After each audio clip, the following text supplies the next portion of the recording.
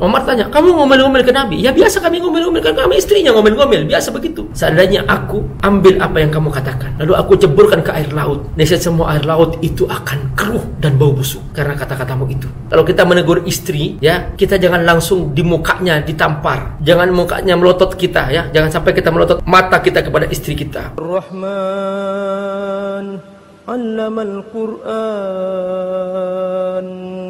khalaqal insan 'allamahul bayan.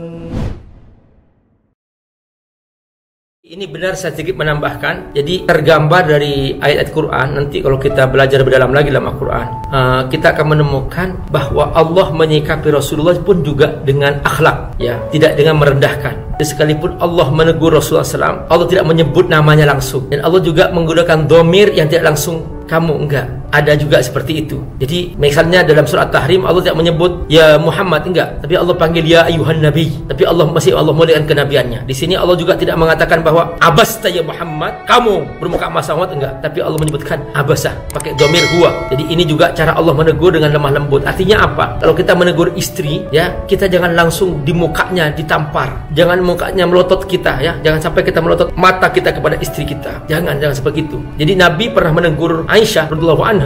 Ya biasa kan, ya namanya itu dinamika poligami seperti itu. Jadi Nabi malam itu giliran Hafsah. Begitu pulang ke rumah Aisyah, besok paginya Aisyah sudah menunggu di depan rumah. Terus kemudian di depan rumah Aisyah sudah cemberut radhiyallahu anha. Lalu dia berkata, "Qad qada'ta ma Hafsal qasira," sudah puas sama Hafsah yang pendek itu. Begitu Aisyah radhiyallahu anha mengatakan itu. Lalu kemudian Nabi tersinggung, tersentuh dengan itu. Tapi apa yang terjadi? Nabi mengajak Aisyah duduk di sampingnya. Lalu Nabi berkata, "Ya Aisyah, wallahi law akhadtu ma taquli wada'tu fil bahr la kharabatil bahr." Seandainya aku ambil apa yang kamu katakan, lalu aku ceburkan ke air laut, niscaya semua air laut itu akan keruh dan bau busuk karena kata-katamu itu. Sejak itu Aisyah radhiyallahu anha langsung merasakan bahwa ya Ibunda Aisyah radhiyallahu anha merasakan pernah menyakiti hati Nabi. Ya, itu dia, sahabat Allah. Itu dinamika dalam rumah tangga Rasulullah SAW. Jadi, dan itu biasa gitu, itu biasa. Pernah suatu hari Omar bertanya kepada Hafsah, karena Hafsah putri Omar gitu. Terus Omar tanya, kamu ngomel-ngomel ke Nabi? Ya biasa kami ngomel-ngomel, kan kami istrinya ngomel-ngomel, biasa begitu. Jadi istri Nabi itu ngomel ke Nabi itu biasa, seperti itu. Dan Nabi biasa saja gitu, itu manusiawi gitu.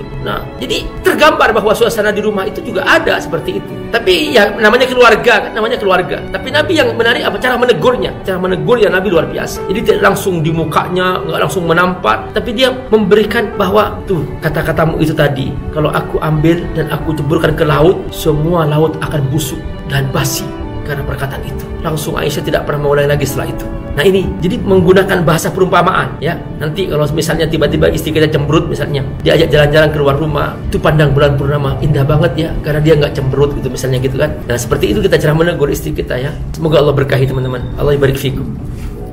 Assalamualaikum warahmatullahi wabarakatuh. Sahabat rahimakumullah, Habib Amir sekarang sedang di proses pembangunan masjid, ya, kami di lokasi.